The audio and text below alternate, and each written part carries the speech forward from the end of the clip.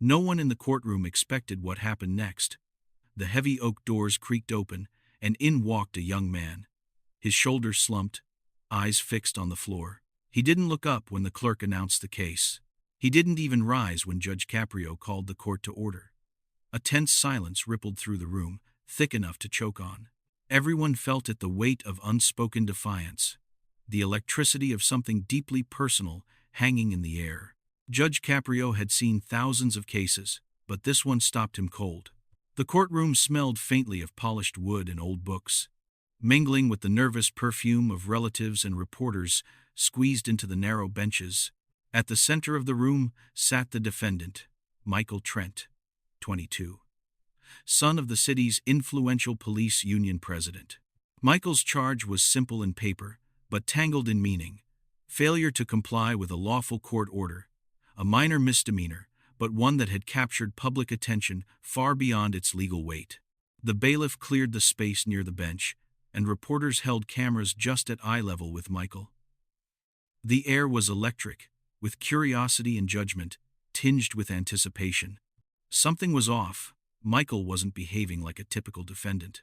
There was no bravado, no smug confidence, no defiance born of entitlement. He simply sat, shoulders tight, gaze averted, refusing to rise when Judge Caprio's calm voice called him forward. Whispers spread across the benches. He won't stand. Is he disrespecting the court? Does he think his father's influence can shield him? Everyone waited. Even the deputy prosecutor, normally steely and sharp-tongued, leaned forward, eyebrows furrowed. Judge Frank Caprio, a veteran of decades on the bench, adjusted his glasses and looked past the murmurs. His voice, calm and deliberate, cut through the courtroom buzz. "Mr. Trent," he said softly, yet every word carried authority. "The law asks us all to stand equally, regardless of who we are outside these walls. Will you rise?" Michael didn't move. Caprio's brow furrowed slightly, not in anger, but in concern. He could feel the tension spiraling, the collective impatience of a room waiting for spectacle. But he didn't allow it to cloud his judgment. He had learned long ago that the law was only half the story. The other half belonged to the human heart. He leaned back in his chair, his gaze steady, patient, inviting, not commanding. Michael Trent's story was not simple. From the outside, he was the son of power, wealth, and influence. The public narrative painted him as reckless, privileged, untouchable. But reality, as Judge Caprio was about to discover, was far more fragile, far more human. Michael's mother had died when he was 12, leaving a silence in the house that never quite lifted. His father, revered in the city's law enforcement circles, was a man of principle, but his job demanded long hours, late nights, and endless political battles. Michael grew up in a home that was at once protected and lonely, surrounded by respect and expectation, yet starved for simple human warmth. He carried grief like a stone in his chest, a weight no trophy or accolade could lift. In school, he was bright, quick, socially awkward, often retreating behind humor or a defiant silence. He learned early that mistakes were magnified, especially if the world believed you had a shield of privilege. And he made mistakes, the kinds that teenagers make when no one is watching, the kinds that haunt you long after the laughter fades. 2 years ago, Michael had faced another minor legal incident. His father's influence had shielded him, but the embarrassment lingered. He promised himself he would never be caught again. Yet here he was, trembling in the courtroom, caught in the limelight he had always tried to avoid. Judge Caprio's voice remained steady, warm, as he leaned forward slightly. "Michael, I understand this may be difficult. Can you tell me why you are not standing?" Michael's voice was barely above a whisper. I don't know if I can. I've never felt like I belong here. Not really." A murmur swept through the courtroom. The prosecutor's eyes narrowed, impatient. The bailiff shifted uneasily. Judge Caprio, however, simply nodded, giving Michael the space to continue. Everyone expects me to be perfect, like my father, but I'm not. I've messed up. I know I have. And Michael's voice cracked. He swallowed hard. I can't stand there and pretend like I'm proud of who I am right now. The room fell into a deeper silence. Even the clock seemed to pause. Judge Caprio's heart sank a little, not for the defiance, but for the raw honesty that had burst through the veneer of arrogance everyone had assumed. Michael, Judge Caprio said softly, this courtroom is not for pretending. It is for truth. And truth often requires courage, the courage to admit when you are struggling, when you feel small, when life has felt larger than you can bear. You have that courage simply by speaking it. Michael looked up briefly, eyes glistening. It doesn't feel like courage. It feels like failure. Perhaps, Caprio replied. Or perhaps it feels like being human. And being human is never a failure. The spectators shifted, some leaning in, some wiping tears they didn't expect. Even the prosecutor hesitated, caught between protocol and empathy. Caprio's eyes studied Michael carefully. He noticed the tremor in his hands, the tension in his jaw, the way he avoided looking anyone in the eye. Something deeper than teenage rebellion was at play. He asked, Michael, can you tell me about your mother? Michael froze. The courtroom seemed to exhale in anticipation, sensing that a layer of truth was about to emerge. His voice barely audible, he spoke. She died when I was 12. Cancer. I didn't understand it fully. I didn't know how to be without her. My father, he tried. He really did, but he was always busy, fighting for everyone else. And he swallowed, shaking slightly. And now, I feel like I'm being judged not just for those mistakes, but for my grief, for my fear, for me. The room was silent. Every heartbeat seemed amplified. Caprio felt the weight of his own empathy press against the scales of justice. Trapped between public expectation and personal grief, labeled for defiance when he was simply hurting, struggling, human. Judge Caprio leaned back slightly, letting the silence linger. He had learned that silence was often the gateway to truth, forcing people to confront what they felt, what they feared, what they had buried. The courtroom held its collective breath, waiting, sensing that the young man's story was far from the surface-level defiance they had assumed. Michael, Caprio said gently, thank you for sharing that. You've carried a heavy weight. And yet, here you are, facing this court, not hiding, not running, but present. That is something most people cannot do. Do you understand the courage it takes to simply show up when you feel broken? Michael nodded slowly, blinking back tears he had long held in check. I suppose so. But it doesn't feel like courage. It feels like facing judgment. Caprio's eyes softened. Judgment will always exist. But what matters is how we respond to it. Not by hiding, not by defiance, but by honesty. Today, honesty is enough. Today, honesty is your stand. The words seemed to settle over Michael like a warm light. He shifted in his seat, still not standing, but visibly less rigid. The tension in the courtroom began to ease. From the gallery, a woman muttered softly, I didn't expect that. He's just a kid, another whispered. Everyone assumed he was spoiled.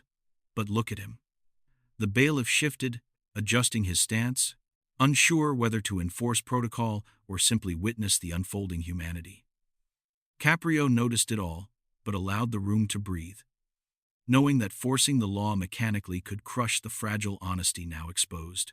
Caprio closed his eyes for a moment, imagining a 12-year-old boy watching his mother fade away, feeling invisible in a house filled with expectations and grief. He thought about the law, its rigidity, its necessity, and its limits. The law could punish disobedience, but it could not measure pain, sorrow, or human vulnerability. Justice required not just judgment, but understanding, a recognition of the humanity behind the act. He reflected on the irony. The city looked at Michael as the son of a powerful figure, assuming arrogance, privilege, entitlement, but here, in this quiet courtroom, the weight of loss, isolation, and fear revealed a very different story. Judge Caprio felt the familiar tug of his role not merely as an enforcer of law, but as a guardian of dignity and compassion. Caprio encouraged Michael gently to continue. "Would you like to tell the court how you've been coping, Michael? How life has felt for you these past years?" Michael inhaled shakily. It's been hard. I've tried to keep up with school, work, everything. People see my dad and think I'm untouchable. But I've struggled. I didn't ask for much, and I thought, maybe nobody notices. Maybe nobody cares. He paused, voice trembling. I've done things I regret. I've hurt people, including myself. And I know everyone thinks I'm just spoiled, or lazy, or bad. But I'm not. I'm just lost.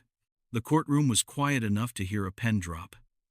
Caprio's hands rested lightly on the bench, steady and reassuring. He understood something profound. This case was no longer about a misdemeanor.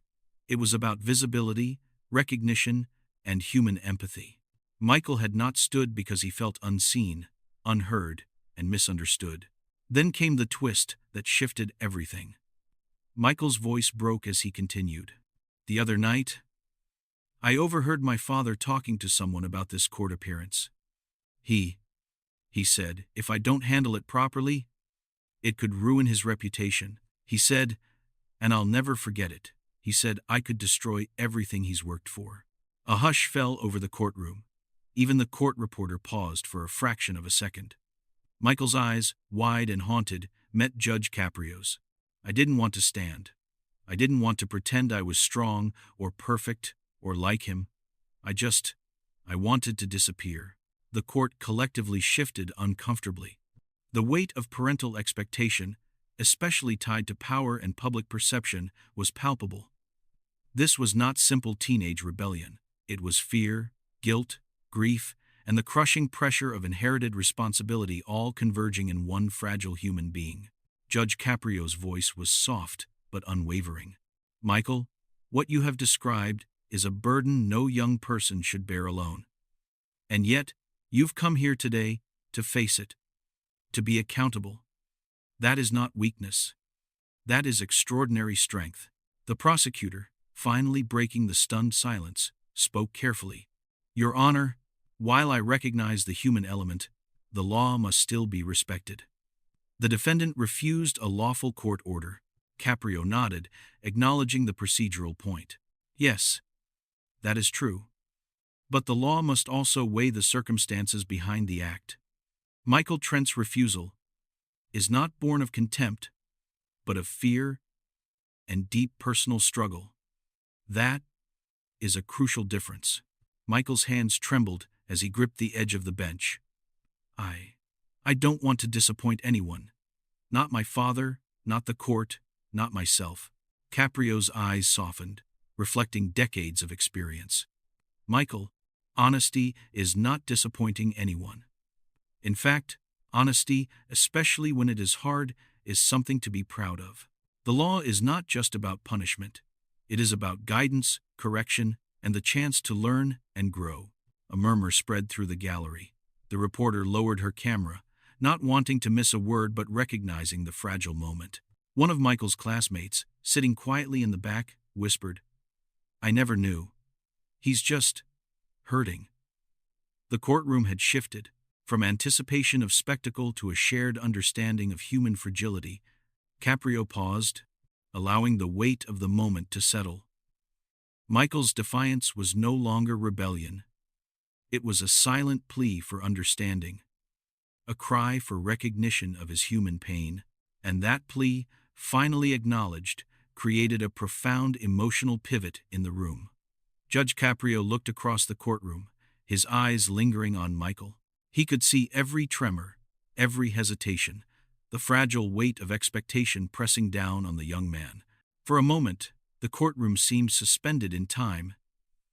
Neither past nor future, only the raw present of a young life laid bare. Michael, Caprio said, voice steady and warm. You've shared truths that many never dare to speak aloud. Your pain, your fear, your struggle, these are human experiences, not crimes. Yet the law cannot ignore the act, so we must find a balance between accountability and compassion, between justice and mercy. Michael swallowed hard, tears glistening in his eyes. He seemed ready to speak, to stand, to comply, but something invisible kept him rooted. It wasn't stubbornness. It was the vulnerability of a boy who had spent years hiding, pretending, surviving in silence. Caprio's mind wandered for a moment, reflecting on the delicate intersection of law and humanity. He remembered the countless defendants who had come before him, not all guilty in the eyes of the law, but all guilty in the eyes of circumstance, misfortune, or misunderstanding. He thought of Michael's mother, the father's expectations, the invisible pressures of public scrutiny. He thought of the grief that had been carried alone, the fear that had been silenced, and he remembered, as he always did, that justice without empathy is cruelty. Yes, he thought to himself, the law is necessary, but the law is also human. And being human sometimes means struggling, sometimes means failing, sometimes means refusing to conform out of fear or pain. That is why the court exists, not just to punish, but to guide, to illuminate, and to restore dignity. Caprio straightened, resting his hands lightly on the bench. The courtroom held its collective breath. Every eye was on him, every ear attuned to his words. Michael Trent, he began, you have committed a minor misdemeanor by not standing as instructed. The court acknowledges that this is a violation. However, the court also acknowledges the truth you have shared today. Your actions were not born of disrespect, but of fear, grief, and the heavy weight of expectation. You are human, you are vulnerable, and you are struggling to find your way in a world that often demands more than one can give. He paused, letting his words sink in. Therefore, the court will not impose a punitive sentence. Instead, you will participate in a mentorship and community program designed to help young adults navigate challenges, grief, and public pressure. Additionally, I encourage you to seek counseling, both for yourself and to help reconcile with the expectations that have burdened you. Michael's eyes widened. Relief, disbelief, and something like hope flickered across his face. The courtroom exhaled softly, the tension dissolving into a shared sense of humanity.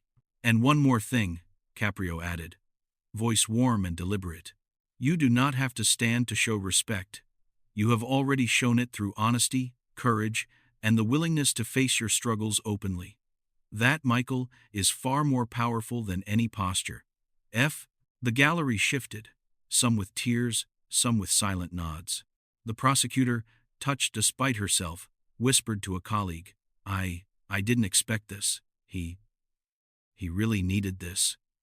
Even the bailiff, stoic as ever, allowed a small, approving smile. Michael's father, seated quietly in the back, had tears glistening on his cheeks.